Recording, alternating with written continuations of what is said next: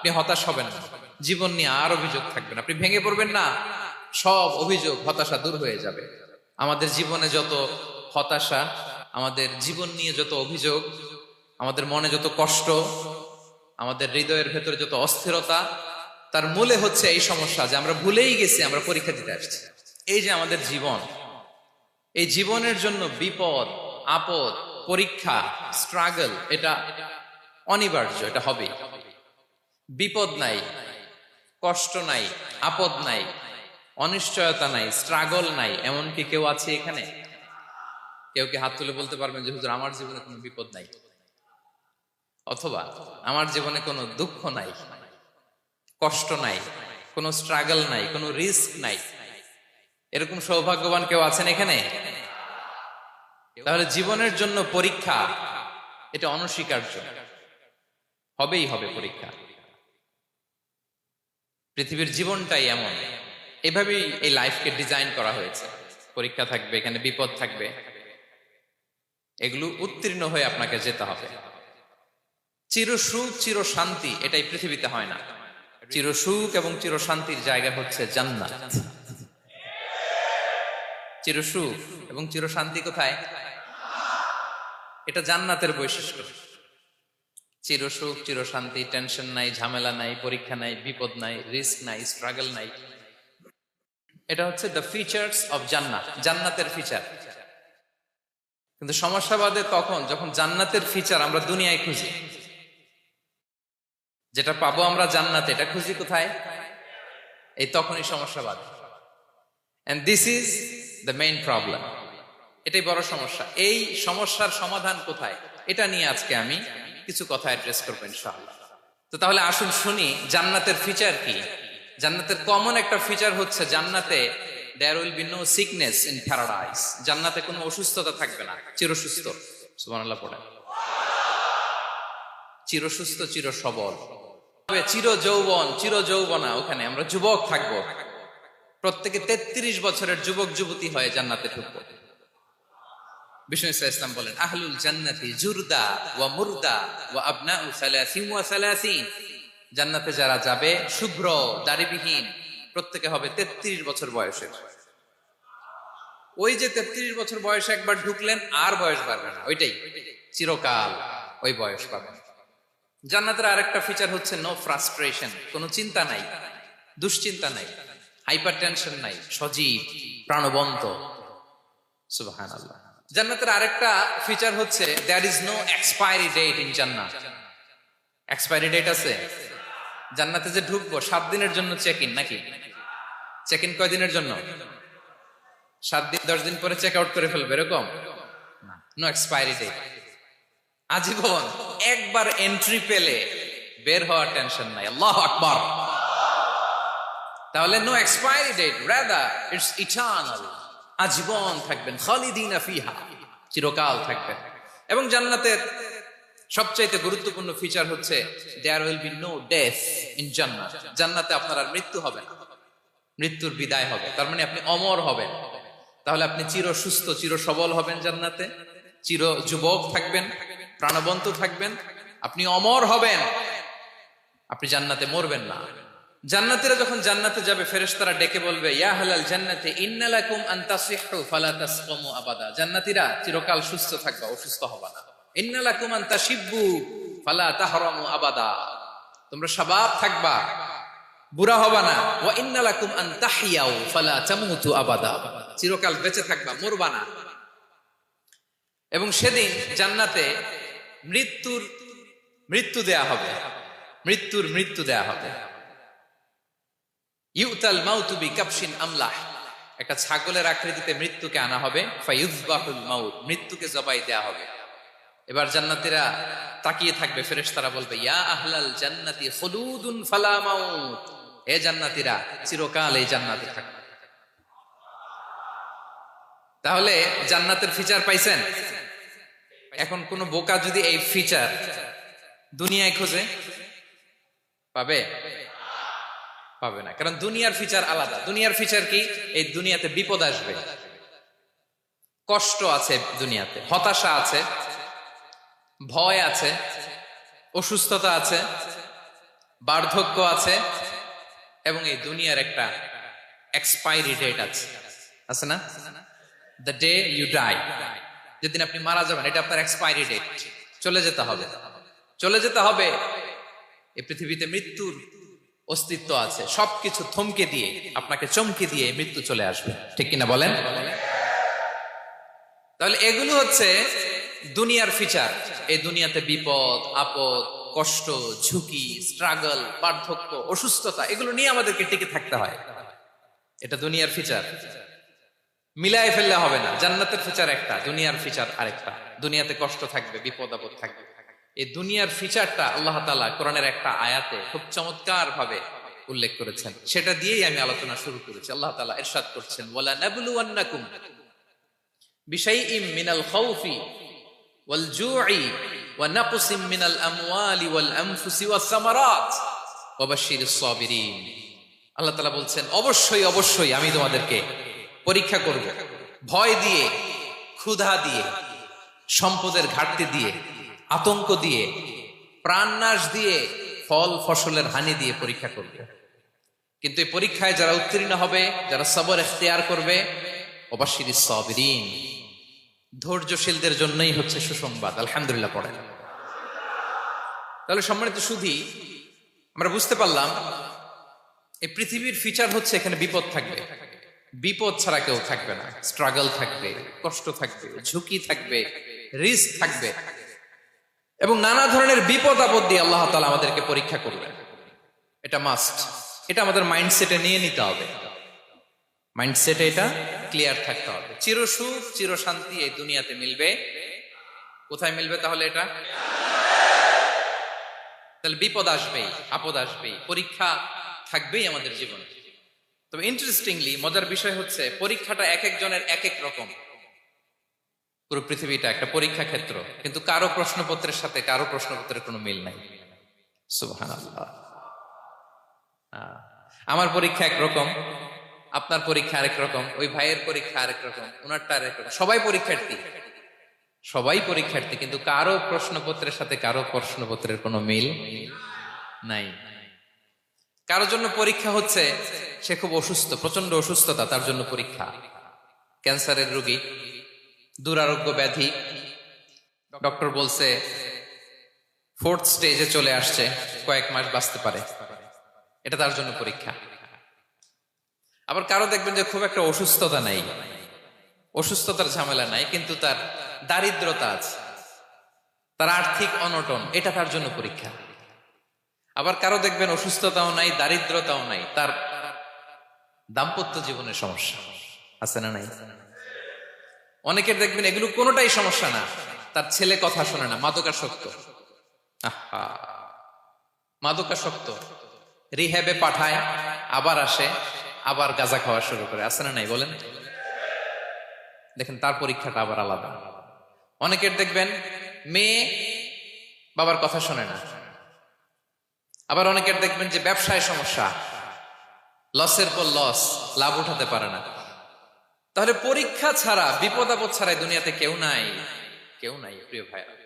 এটা আমাদের মাথায় রাখতে হবে। পরীক্ষা আপনাকে দিতেই হবে, পরীক্ষা দিয়ে দিয়েই নিজেকে প্রমাণ করতে হবে। আর এক একজনের পরীক্ষাটা এক এক রকম, কারো পরীক্ষার সাথে কারো পরীক্ষার কোনো মিল থাকবে না। তো মাঝে মাঝে আমরা এটা ভুলে যাই। আল্লাহ তাআলা কালামে পাকে রিমাইন্ডার দিয়ে আমাদেরকে স্মরণ করিয়ে দিতে চান যে এই পৃথিবীতে আসলে তোমরা এসেছো পরীক্ষা দিতে। এটাই জীবনের বড় বাস্তবতা। আমাদের জীবনে যত হতাশা, আমাদের জীবন নিয়ে যত অভিযোগ, আমাদের মনে যত কষ্ট, আমাদের হৃদয়ের ভেতরে যত অস্থিরতা, তার মূলে হচ্ছে এই সমস্যা যে আমরা ভুলেই গেছি আমরা পরীক্ষা দিতে আসছি। এটা যদি ভুলে না যান, এটা যদি আপনার মাইন্ডসেটে থাকে যে পুরো জীবনটা একটা পরীক্ষা, তাহলে দেখবেন কোনো কিছু আপনাকে কাবু করতে পারবে না। আপনি হতাশ হবেন না, জীবন নিয়ে আর অভিযোগ থাকবে না, আপনি ভেঙে পড়বেন না, সব অভিযোগ হতাশা দূর হয়ে যাবে। তার মানে বুঝতে পারলাম পরীক্ষা আপনাকে দিতেই হবে। পরীক্ষা দেয়া ছাড়া এই পৃথিবী থেকে চলে যাওয়ার কোনো চান্স বা সুযোগ আমাদের কারো নেই। সূরাতুল আনকাবুতে আল্লাহ তাআলা এই কথাটা আরো চমৎকার ভাবে বলেছেন। আল্লাহ তাআলা ইরশাদ করছেন, আহাসিবান নাসু আইয়ুতরাকু আইয়াকুলু আমান্না ওয়া হুম লা ইফতানুন ওয়ালাকাদ ফাতান্নাল্লাযীনা মিন ক্বাবলিহিম ফালা ইয়া'লামান্নাল্লাহুল্লাযীনা সাদাকু ওয়া লা ইয়া'লামান্নাল কাযিবিন।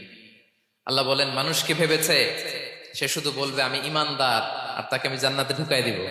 না, কখনো না, কোশ্চিন কালেও না।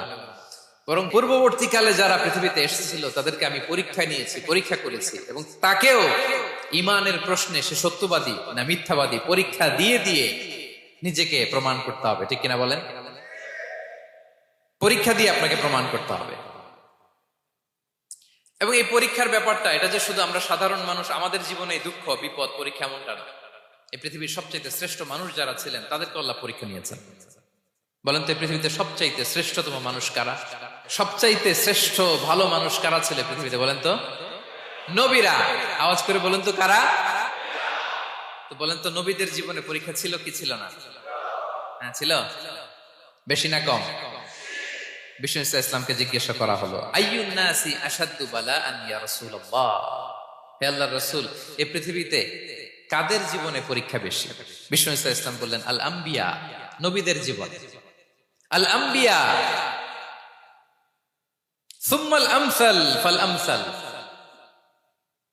সবচাইতে জীবনে পরীক্ষার সম্মুখীন সবচাইতে বেশি হয়েছেন নবীরা। তারপরে নবীদের পরবর্তী অবস্থান যাদের, সিদ্দিকিন যারা, সোহাদা যারা, সলিহিন যারা, আল্লাহওয়ালা যারা, তাদের জীবনে পরীক্ষা বেশি। ইউবতালার রাজুলু আলা হাসাবি দীনি, ব্যক্তির দিনদারি যত বেশি তার জীবনে আল্লাহর পরীক্ষাও তত বেশি। আপনি আল্লাহওয়ালা হবেন, আপনার জীবনে পরীক্ষাও অনেক বেশি। এজন্য ইমানদার হওয়া যেমনি মর্যাদার, ইমানদারের জীবনে পরীক্ষাও হবে অনেক বেশি। এবং পরীক্ষা যত বড়, খেয়াল রাখতে হবে, মন খারাপ করার কোনো সুযোগ নেই। পরীক্ষা যার জীবনে যত বড়, সেটাতে সফল হতে পারলে ওটার প্রতিদানও বড়। পরীক্ষা যত বড়, এটাতে সাকসেস হইতে পারলে এটার রিওয়ার্ডও তত বড়। বিষ্ণু ইসলাম বলেন, ইযামুল জাযাই মাআ ইযামিল বালা, বালা যত বড় জাযাও তত বড়, প্রতিদানও তত বড়। আপনারা নবীদের জীবনে যদি খেয়াল করেন, দেখবেন যেই নবীর জীবনে পরীক্ষা যত বেশি, সেই নবীর জীবনে সফলতাও তত বেশি। সাইয়েদনা ইব্রাহিম আলাইহিস সালামের কথাটা একটু খেয়াল করেন তো, বলেন তো, ওনার জীবনে পরীক্ষা কেমন ছিল? বেশি না কম? ওনার জীবনের পরীক্ষা থেকেই তো আমরা এই শব্দটা ব্যবহার করি, আমরা বলি অগ্নি পরীক্ষা। কি বলি? মানে আগুনে নিক্ষেপ করা হয়েছে সাইয়েদনা ইব্রাহিম আলাইহিস সালামকে, তাও স্বাভাবিকভাবে না, উলঙ্গ করে, ন্যাকেট করে ওনাকে অপমানিত করবার জন্য ওনার গায়ের জামা কাপড় খুলে উলঙ্গ অবস্থায় আল্লাহর খলিল সাইয়েদনা ইব্রাহিম আলাইহিস সালামকে অগ্নিকুণ্ডে নিক্ষেপ করা হয়েছে। এরকম এক্সপেরিয়েন্স এই অডিটোরিয়ামের ভেতরে আমাদের কখনো হয়েছে?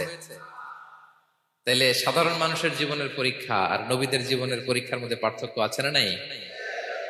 ওই পরীক্ষায় উনি পাশ করে ফেললেন। 86 বছর পর্যন্ত আল্লাহর কাছে দোয়া করলেন, আল্লাহ আমাকে একটা নেককার সন্তান দাও। আল্লাহ সন্তান দেয় না। 86 বছর পরে আল্লাহ তাআলা সাইয়েদনা ইব্রাহিম আলাইহিস সালাম এবং হাজারের ঘরকে উজালা করে সন্তান দিলেন। সাইয়েদনা ইসমাঈল আলাইহিস সালাম পৃথিবীতে আসলেন কত বছর বয়সে? 86 বছর বয়সের এখানে কেউ আছেন? হ্যাঁ, আছি আমরা? কেউ নাই। 86 বছর বয়সে প্রথম সন্তান পেয়েছে। তাদের ঘরকে উজালা করে আল্লাহর নবী সাইয়েদনা ইসমাঈল আলাইহিস সালাম আসলেন। এবার আল্লাহ বললেন, যাও স্ত্রীকে আর এই কলিজার টুকরা সন্তানকে, থাকো তো প্যালেস্টাইনে, প্যালেস্টাইন থেকে ১,৫০০ কিলোমিটার দূর, দ্য ব্যারেন ল্যান্ড, ওই মক্কার ধুধুমরু প্রান্তরে রেখে আস, যেখানে কেউ নাই, মানুষ নাই, গাছ নাই, পাখি নাই, পানি নাই, যাও রেখে আস। আচ্ছা বলেন তো, ৮৬ বছর পরে যে লোকটা সন্তান পেল, বুঝে শুনে উত্তর দিয়েন, ৮৬ বছর পরে যে লোকটাকে আল্লাহ তাআলা সন্তান দিল, তার হৃদয়ে ওই সন্তানের জন্য মায়া বেশি না কম? এমনি তো আমাদের প্রথম সন্তান, আমাদের প্রথম সন্তানের হিস্ট্রিটা একটু খেয়াল করেন তো। প্রথম আমাদের যে মেয়ে হয়েছিল বা যাদের ছেলে হয়েছিল, তার প্রতি আদর, সোহাগ, দরদ, ভালোবাসা, আল্লাহ কত ছিল। আর ৮৬ বছর বয়স আল্লাহ তাআলা ওনাকে সন্তান দিলেন, দিয়ে বললেন যাও। হাজারকে আর ইসমাঈলকে মক্কার ধুধুমরু প্রান্তরে রেখে আস।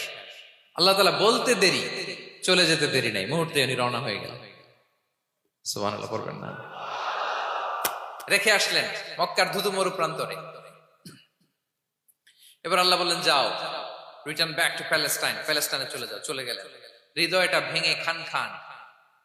অনেক বছর পরে আল্লাহ তাআলা আবার অনুমতি দিলেন, যাও এবার ছেলেকে দেখে আসতে পারো, যাও প্যালেস্টাইন থেকে আবার মক্কায় যাও। সাইয়েদনা ইব্রাহিম আলাইহিস সালাম প্যালেস্টাইন থেকে আবার ১,৫০০ কিলোমিটার পথ পাড়ি দিয়ে, এখনকার মতো ফ্লাইটে যায় না, গাড়িতেও না, উটে করে। কিসে করে? উনি যে কতবার মক্কা থেকে ফিলিস্তিন এসেছেন আর গিয়েছেন ইয়ত্তা নাই, হিসাব নাই। গেলেন, এবার ছেলেটা হাঁটতে পারে, দৌড়াতে পারে, একটু একটু কথা বলতে পারে, আব্বু আব্বু ডাকতে পারে। কেমন মায়া লাগে বলেন তো? মায়া ভালোবাসায় যখন টইটম্বুর, ঠিক ওই মুহূর্তে আল্লাহ বললেন ছেলেকে জবাই করো, জবাই করো ছেলেকে। আল্লাহ তাআলা বলতে দেরি করেছেন, আল্লাহর আদেশ পালনে 1 সেকেন্ডও তিনি দেরি করেন নাই। ছুরি চালালেন, জান্নাত থেকে দুম্বা নিয়ে আসা হল। এভাবে আল্লাহর নবী ইব্রাহিম আলাইহিস সালাম ওনার জীবনের প্রতিটি ক্ষেত্রে যেখানে আল্লাহ তাআলা ওনাকে পরীক্ষা নিয়েছেন, উত্তীর্ণ হয়েছেন। এবং দেখেন ওনাকে আল্লাহ তাআলা কি উপহার দিলেন, আল্লাহ তাআলা ওনাকে খলিলুল্লাহ উপাধি দিলেন, আল্লাহর বন্ধু। সুবহানাল্লাহ বলেন। আল্লাহ তাআলা বলছেন ওয়া ইযিবতালা ইব্রাহিম রাব্বুহু বিকালিমাতিন ফাআতাম্মাহুন ক্বালা ইন্নী জাঈলুকা লিন-নাসি ইমামা। আল্লাহ অনেকগুলো পরীক্ষা নিয়েছিলেন সাইয়েদনা ইব্রাহিম আলাইহিস সালাম, প্রতিটা পরীক্ষায় সাকসেসফুলি পাস করেছেন, গোল্ডেন এ প্লাস। আল্লাহ বলেন ইন্নী জাঈলুকা লিন-নাসি ইমামা, I'm gonna make you the leader for the entire human being. I'm gonna appoint you as a leader for the entire universe. গোটা বিশ্বের জন্য, গোটা মানবতার জন্য আমি তোমাকে লিডার বানায় দিলাম। ইযামুল জাযাই মা'a ইযামিল বালা। পরীক্ষা যত বড়, ওই পরীক্ষায় পাশ করলে ওইটার ফলাফল ও প্রতিদানও বড়। তাহলে দেখেন প্রিয় ভাইরা, সাইয়েদনা ইব্রাহিম আলাইহিস সালামের জীবনে পরীক্ষার কোনো শেষ ছিল না। আমি আপনি কোথায়? আল্লাহর খলিলের জীবনে যদি এত পরীক্ষা থাকতে পারে, আমি আপনি কোথায় বলেন তো? এবার বলেন, সাইয়েদনা মূসা আলাইহিস সালাম, ওনার জীবনে তো কোনো পরীক্ষার ছিল না। হ্যাঁ, গুণে শেষ করতে পারবেন? জন্মটাই তো হয়েছে পরীক্ষার মধ্য দিয়ে। মিশরের ছেলে সন্তান হইলেই ফেরাউন বলছে জবাই করো। ওনার মা এরকম সিন্ধুকে করে ভাসায় দিলেন নীল নদীতে। আল্লাহু আকবার! কি একটা রোমাঞ্চকর পরিস্থিতির মধ্য দিয়ে আল্লাহ তাআলা ওনাকে বাঁচালেন। সুবহানাল্লাহ। জন্মই হয়েছে পরীক্ষার মধ্যে। বড় হইলেন, ফেরাউনের ভয়ে দেশ ত্যাগ করলেন, মিশর থেকে মাদিয়ান। আবার আল্লাহর আদেশে যখন ফিরে আসলেন, আবার ফেরাউনের সাথে তর্ক বিতর্ক, যুদ্ধ। একটা রাত আল্লাহ নবী মুসা আলাইহিস সালাম শান্তি মতো মিশরে ঘুমাতে পারে নাই। একটা রাত শেষ পর্যন্ত এই ফেরাউন মুসা আলাইহিস সালামকে ধাওয়া করেছে। ফেরাউনের ধ্বংসের আগ পর্যন্ত সে মুসা আলাইহিস সালামকে ধাওয়া করেছে। তার মানে মুসা আলাইহিস সালাম এই বিপদ আপদ পরীক্ষা এগুলো থেকে মুক্তি পান নাই। এবার বলেন ঈসা আলাইহিস সালামের কথা। ওনার জীবনে তার পরীক্ষা ছিল না। কি পরীক্ষা ছিল? হ্যাঁ, আল্লাহু আকবার। Same scenario goes to the biography of every messenger in the world. পৃথিবীর সব নবীর ক্ষেত্রে একই ঘটনা ঘটেছে। সাইয়েদনা ঈসা আলাইহিস সালাম দাওয়াত যখন দিলেন, ওনার বিরোধিতা শুরু হলো, ওনাকে হত্যার ষড়যন্ত্র হলো, ইভেন কি ওনাকে মারার জন্য বনি ইসরাইলেরা উদ্ধত হলো, জানে বাঁচবার জন্য পালালেন। এক ঘরে ঢুকলেন, চারদিক দিয়ে ঘেরাও করলো, উনি দরজা জানালা লাগাই দিলেন। ওরা বললো একজন দরজা ভেঙে জানালা ভেঙে ভিতরে ঢুকো, ঢুকে দেখো বেটা ঈসা কি করে। একজন ভিতরে ঢুকছে, ঢুকার সাথে সাথে বল রাফাআহুল্লাহু ইলাইহি, আল্লাহ তাআলা ঈসা আলাইহিস সালামকে উপরে উঠায় নিলেন। আর যেই লোকটাকে তারা ভিতরে ঢুকালো, তার চেহারাকে আল্লাহ তাআলা ঈসা আলাইহিস সালামের চেহারার মতো করে দিলেন। এবার তার বাইরের সাথীরা বলে ঘটনা কি, বেটা ঈসাও বেরোয় না, আমাদের লোকটাও বেরোয় না, সবাই ঢুক। দরজা ভেঙে ভেতরে ঢুকে দেখে ঈসা দাঁড়ায় আছে। বলেন তো এটা ঈসা না মিসা? এটা কি আসল ঈসা? ওমা কতালু ওমা সলাবু ওয়ালাকিন শুব্বিহা লাহুম। আল্লাহ বলে তোমরা আমার নবী ঈসাকে হত্যাও করতে পারো নাই, শুলেও চড়াতে পারো নাই, আমি সেফটি সিকিউরিটি দিয়ে আমার নবী ঈসা আলাইহিস সালামকে আকাশে তুলে নিয়েছি। তাহলে ওনার জীবনে পরীক্ষার শেষ ছিল না। এবার যদি আমরা বিশ্বনবী সাল্লাল্লাহু আলাইহি ওয়াসাল্লামের জীবনের দিকে তাকাই, ওনার জীবনটা দেখেন তো। আমাদের পেয়ারা নবী বিশ্ব নবী মুহাম্মদুর রাসূলুল্লাহ সাল্লাল্লাহু আলাইহি ওয়াসাল্লাম, উনার জীবনে কি স্ট্রাগল ছিল? স্ট্রাগল। মাক্কি জীবনের কথা যদি একটু খেয়াল করেন, দেখেন তো 3 বছর শিয়াবে আবি তালেবে জেল কেটেছেন, না খেয়েছিলেন। ওনার বংশের লোকেরা প্রথমে ছাগল খেয়েছে, ছাগলগুলো যখন শেষ, ছাগলের চামড়াগুলো শুকিয়ে ওইটা খাইছে। গাছের পাতা ছাল এগুলো খেয়ে খাবারের অভাবে বেহুশ হয়ে পড়ে থাকতো তারা। না খেয়ে না খেয়ে কয়দিন ছিলেন আপনি? আমি কয়দিন ছিলাম না খেয়ে? মনেই তো পড়ে না, না খেয়েছিলাম কিনা কোনোদিন। এ হচ্ছে মাক্কি জীবন। মেন্টালি প্রেসার দেয়া হয়েছে। বিশ্বনবীর চাচা আবুল আহাব তার 2 ছেলে উতবা আর উতাইবা, এদের সাথে বিয়ে দিয়েছিলেন 2 মেয়ের। যখন দাওয়াত দেওয়া শুরু করলেন 2 মেয়েকে ডিভোর্স দিয়ে দিল। দেখেন, একটা বাবার জন্য প্রাপ্তবয়স্কা মেয়েকে যখন উঠায় নেয়ার আগে ডিভোর্স দেয়, তার মানসিক অবস্থাটা কেমন থাকে বলে? মেন্টালি প্রেসারাইজ করা হয়েছে, ফিজিক্যালি হ্যারাস করা হয়েছে। বিষ্ণু ইসলাম যখন নামাজে দাঁড়াতেন, উটের পচা নারী ভুড়ি বিষ্ণুনবীর কাঁধে চাপিয়ে দেওয়া হতো। আপনার জীবনে এরকম ঘটছে কখনো? আপনি নামাজ পড়তেছেন, উটের পচা নারী ভুড়ি আপনার কাঁধে চাপিয়ে দেওয়া হয়েছে। কয়দিন হয়েছে এরকম? কয়দিন হয়েছে? হ্যাঁ, তারপরে তো আলহামদুলিল্লাহ বেরোয় না মুখ দিয়ে। কেমন আছেন হুজুর? কোয়েন না, বেশি একটা সুবিধার না, তাই না? বেশি একটা একটু মিলাবেন। কতটুকু পরীক্ষা আমরা দিয়েছি। তায়েফে গেলেন বিশ্বনবী, তায়েফে গেছিলেন জমির বায়না দিতে, তাই না? জমি কিনবে তায়েফে। তায়েফবাসীদেরকে জাহান্নামের আগুন থেকে বাঁচাতে গিয়েছিলেন, নিজের জন্য না। সেখানে তায়েফের ছেলেরা পাথর মেরেছে বিষ্ণু ইসলামের গায়ে।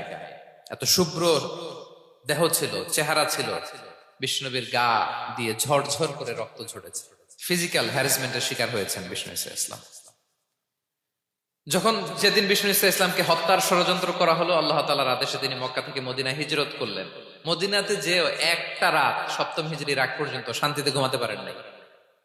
3 দিকে 3 ইহুদি বসতি, বনু কাইনুকা, বনু নদীর, বনু কুরাইজা। খাওয়ার মধ্যে বিষ মিশিয়ে দেয়া হয়েছিল বিষ্ণু ইসলামের। বাজুর, খাসির বাজুর রান পছন্দ করতেন। এক ইহুদি মহিলা বিষ্ণু ইসলামের ওই রানের মধ্যে বিষ মিশিয়ে দিয়েছিল। ওই বিষের যন্ত্রণায় মৃত্যুর আগ পর্যন্ত বিষ্ণুনবী কাতরাতেন, এবং উনি ইন্তেকালের সময় ওই বিষের ব্যথা যন্ত্রণাতে ইন্তেকাল করেছেন। বিষ্ণুনবীর ইন্তেকালটা শাহাদাতের ইন্তেকাল ছিল।